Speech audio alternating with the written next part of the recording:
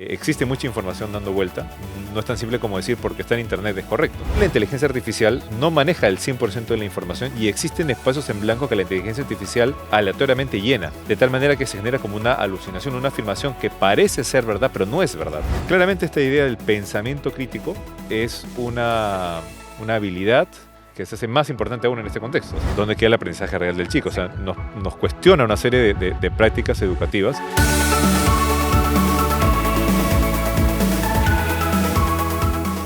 Alexa, cuéntame un chiste. Alexa, ¿cuál es el Pokémon del día de hoy? Alexa, sube el volumen. ¿A alguno de nosotros nos resulta familiar estos comandos? Seguro hemos escuchado a alguno de nuestros hijos bromear con Alexa o con Siri, ahora con ChatGPT, hacer tareas, en fin.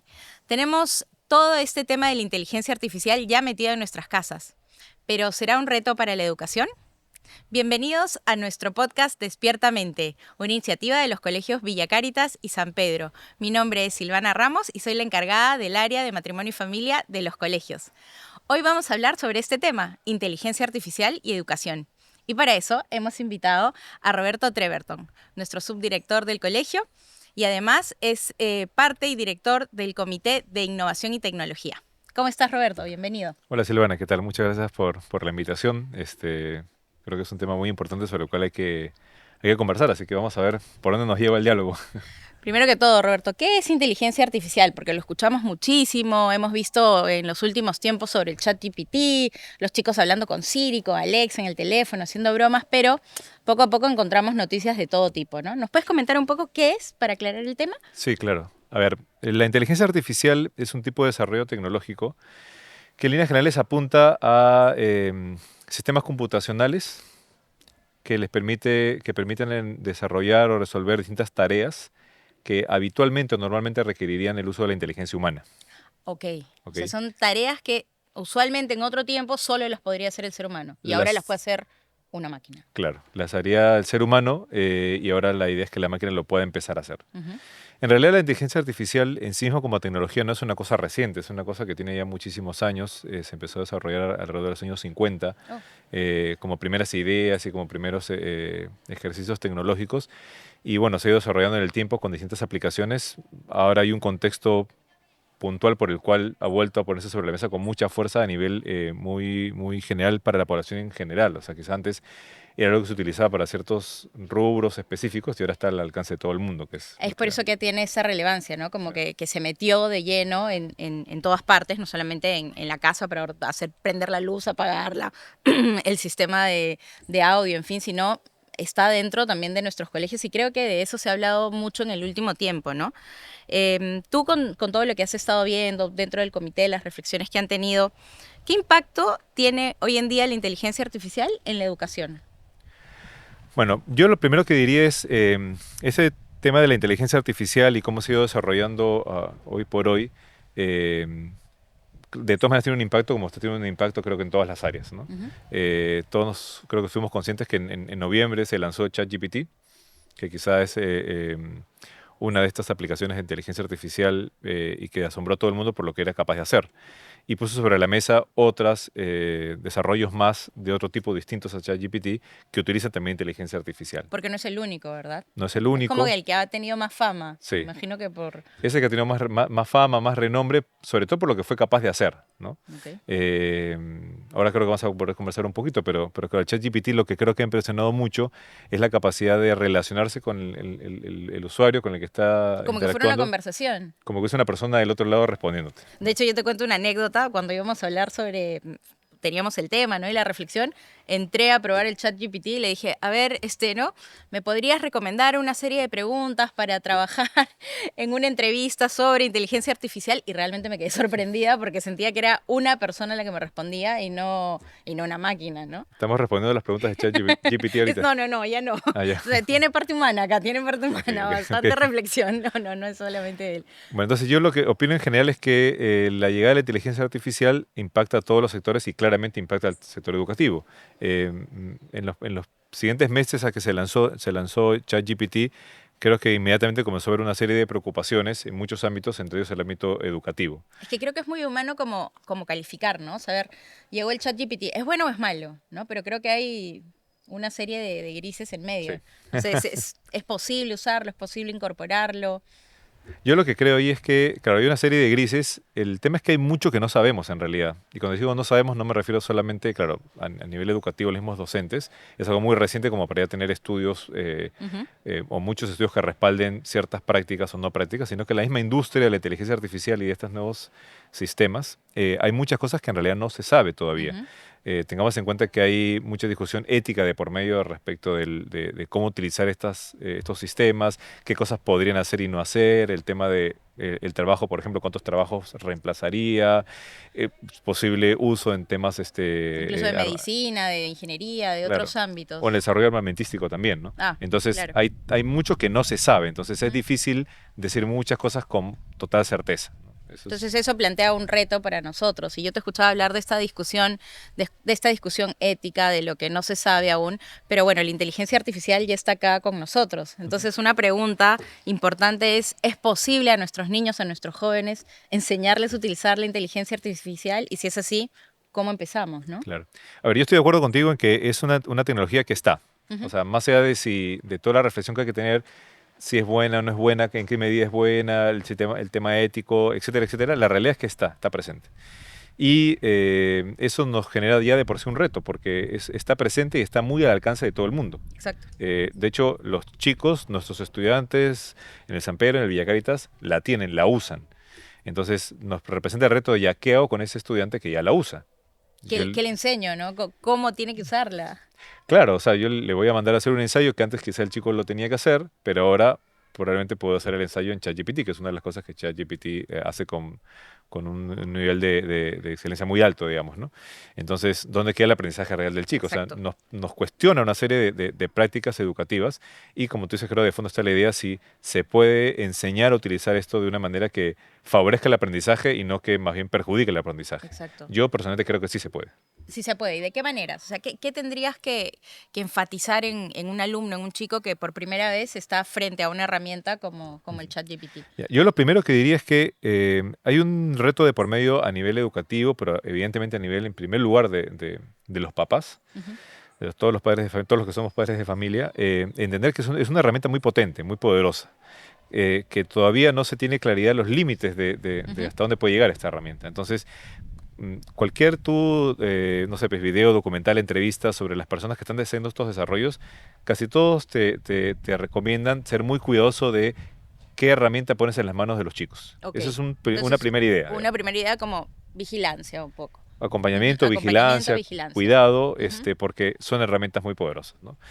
Por el gran poder que tienen estas herramientas, evidentemente se están cuidando mucho estas empresas de tratar de poner ciertos límites morales, éticos, qué Ujú. información te proporcionan, cuáles son esas fuentes, etcétera. Pero hoy por hoy no creo que podamos tener total tranquilidad y seguridad de que todo el contenido que estas plataformas te pueden proveer sea un contenido cuidado y que tenga Y apropiado incluso para la edad de los chicos, me Así es. imagino. O sea, creo que eso ahorita nadie te lo puede asegurar 100%, entonces hay que tener cuidado es un primer cuidado que creo que hay que tener, ¿no? Mira, yo te escucho, te escucho y pienso en automático en mis hijos, sobre todo en la adolescente, y escucho muchas veces cuando yo le pregunto algo o le digo algo, mira, las cosas son así, me dicen, no, pero en internet yo leí que es de tal manera. Entonces Ujú. es como que como padre pierdes credibilidad, ¿no? Porque dijeron, lo leí en el chat o me lo dijo el chat, etcétera. Entonces yo veo como que un reto ahí de cómo establecer esa confianza en los chicos y que también ellos aprendan a discernir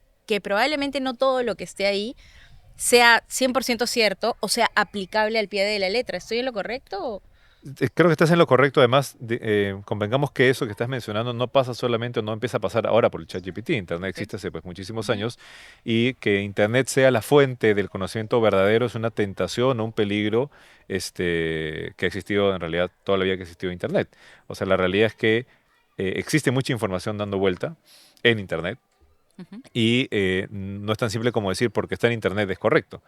Como quizá antes de la existencia de Internet también podemos cuestionarnos porque habían otras maneras de comunicar, la televisión o los periódicos, y también ha habido el esfuerzo de pensar críticamente, viene un concepto que es muy Ujú. importante, para cuestionarte si, por ejemplo, tal editorial de tal periódico, lo que comenta, lo que transmite, es realmente así, o tiene algún tipo de sesgo, o tal programa de televisión es así. O sea, creo que el peligro de los sesgos o, por otro lado, de creer que esa información es realmente correcta y verdadera y absoluta, etcétera, es un peligro que siempre ha existido, claro. Ujú. Ahora, por la facilidad de acceso y por la contundencia en la manera de decirte las cosas, que eso es uno de los temas que tiene, por ejemplo, ChatGPT. Claro, te lo dice como que esto es la ley y es la ley, ¿no? Claro, Claro. suena que es totalmente verdad. De hecho, hay un concepto que utilizan, que lo utilizan los mismos desarrolladores de estas aplicaciones, que es el tema de alucinación. O sea, el concepto literalmente ¿Ya? de alucinación en inglés, hallucination, a un fenómeno que sucede, que es el siguiente, es nosotros las personas cuando, por ejemplo, tenemos un hecho que ha sucedido en el pasado y queremos recordar el suceso,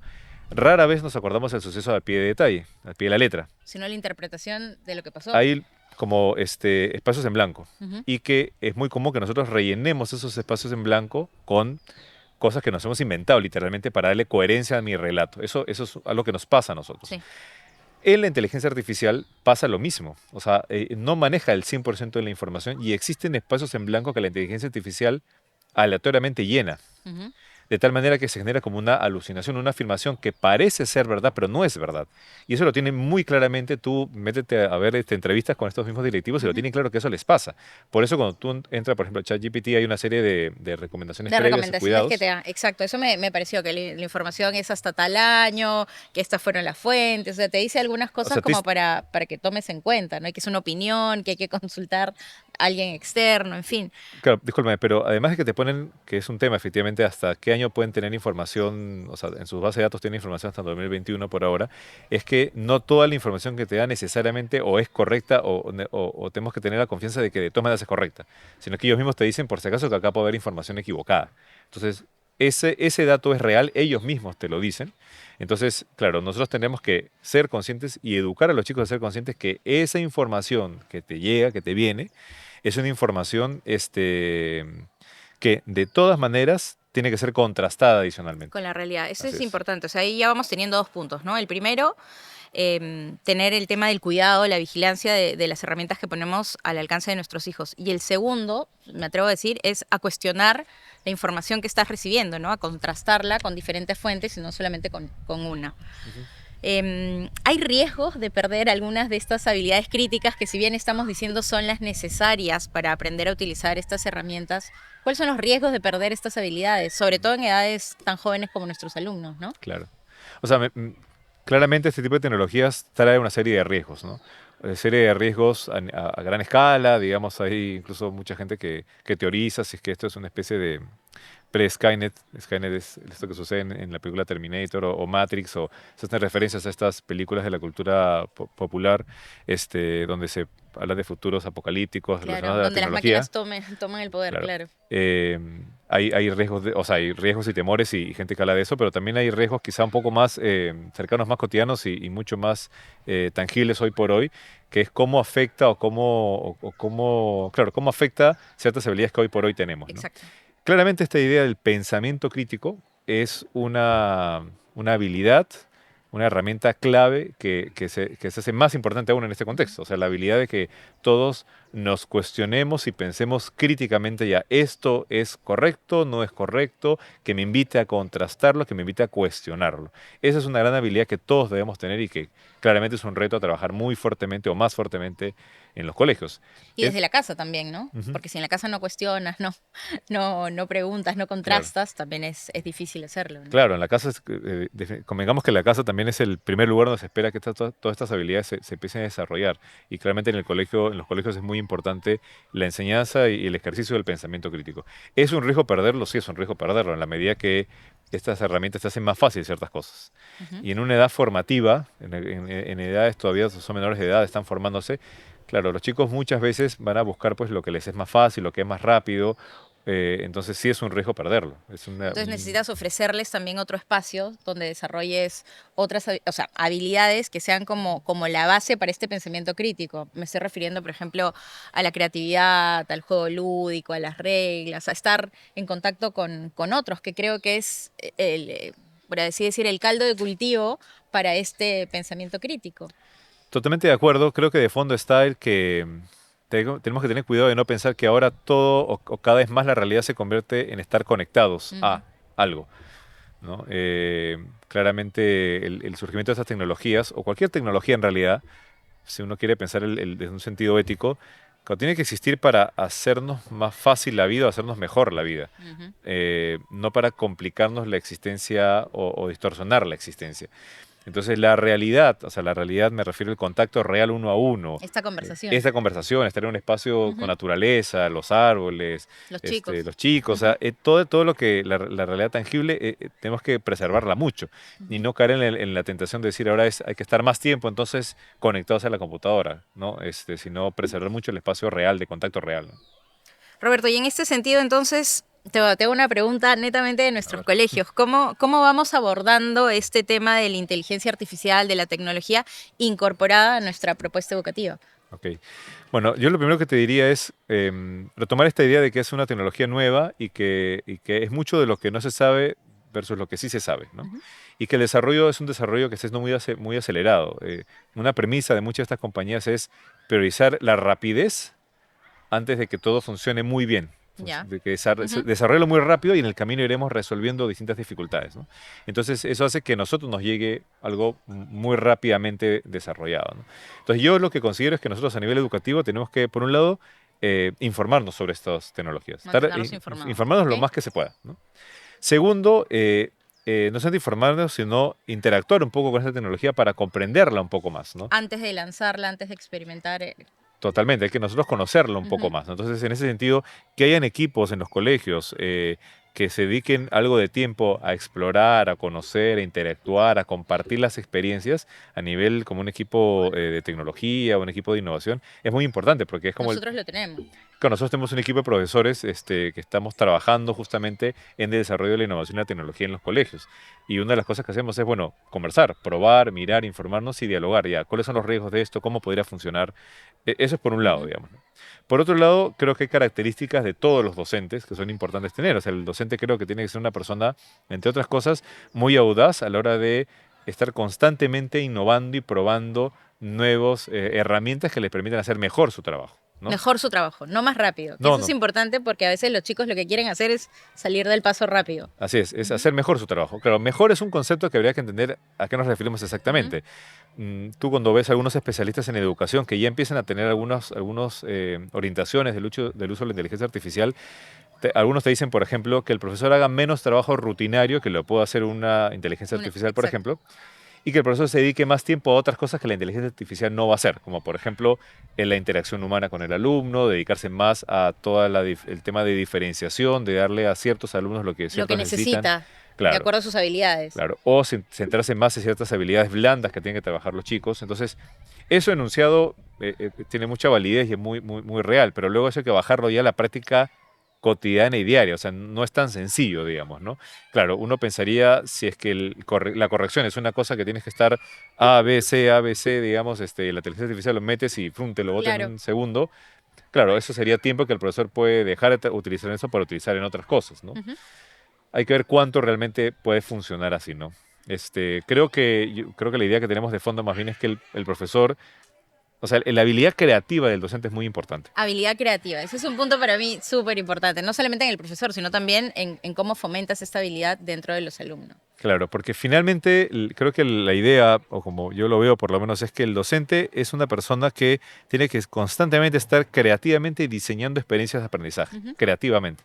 Entonces, mientras más tiempo el docente pueda pasar pensando, repensando creativamente todas estas herramientas que tengo, cómo las utilizo para diseñar una experiencia de aprendizaje, eso es tiempo muy valioso, ¿no? Que es el previo, digamos, para que luego, si esa experiencia de aprendizaje está muy bien diseñada, claro, lo que sucede en el aula es magia, o sea, Ujú, magia en el claro, sentido de que sucede la magia del aprendizaje, por decirlo de una así manera, ¿no? es. Obviamente el docente también necesita trabajo después, ¿no? Para luego pensar qué tal me fue, qué puedo ajustar, para luego calificar y corregir, evaluar cómo le fue al alumno, Es ¿no? es un Ujú, ciclo tal cual. claro. Yo me quedaría hablando contigo, Roberto, de verdad, sobre este tema. Hay muchísimas cosas de las que podríamos hablar, pero quiero ir ya cerrando y redondeando algunas ideas, ¿no? Como familias, como papás, a ver, tener cuidado, vigilancia en las herramientas que ponemos al lado de nuestros chicos, promover estos espacios en el mundo real, ¿no? La creatividad, estar de la mano, ¿no? No tener tampoco ese temor tan grande, ni calificar de bueno o malo, sino saber que la tecnología está para hacer de este un mundo mejor, para que nos haga un bien. Entonces, en ese punto, las familias tenemos una misión importante. Y por otro lado, los colegios, ¿no? Hablabas, ¿no? Esto de tener estos comités de reflexión, de probar la tecnología, de ver cómo nos van a funcionar en el aula, tener en consideración cada uno de las diferencias de nuestros alumnos, pero también la de los profesores, ¿no? Y fomentar que ellos tengan estas herramientas para diseñar sus experiencias de aprendizaje de una manera más creativa cada vez más. Iremos aprendiendo muchísimo más sobre este tema a medida de que vayan pasando los días, los meses, los años, y esperemos que todo esto nos lleve a buen puerto juntos, familia colegio. Muchas gracias, Roberto, por estar aquí. Hasta una próxima oportunidad. Nos vemos en el siguiente programa. Saludos.